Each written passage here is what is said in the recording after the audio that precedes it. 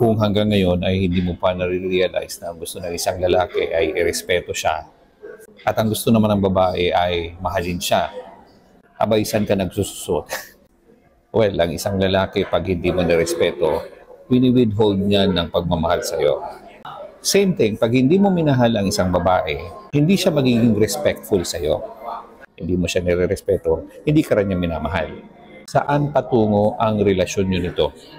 Okay, if you want harmony in your relationship, bilang mag-partner, bilang mag-asawa, bilang mag-jowa, give respect to your man. You have to give your husband respect regardless of how you feel. And yung asawa mong lalaki has to give you love regardless of how he feels. Walang kondisyon. Yan ay kung gusto nyo ng harmony sa relasyon. Whether we feel it or not, hindi yan nakabase sa feelings natin. Kung hindi, kung ano yung calling ng bawat isa. Ano talaga yung gusto ng lalaki? Ano din ang gusto ng isang babae?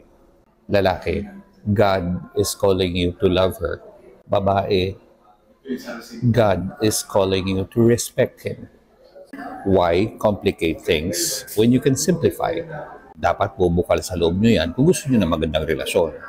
Kung hindi naman, just call it quits. Putuli na, get out of the relationship. Ikaw pa rin ang masusunod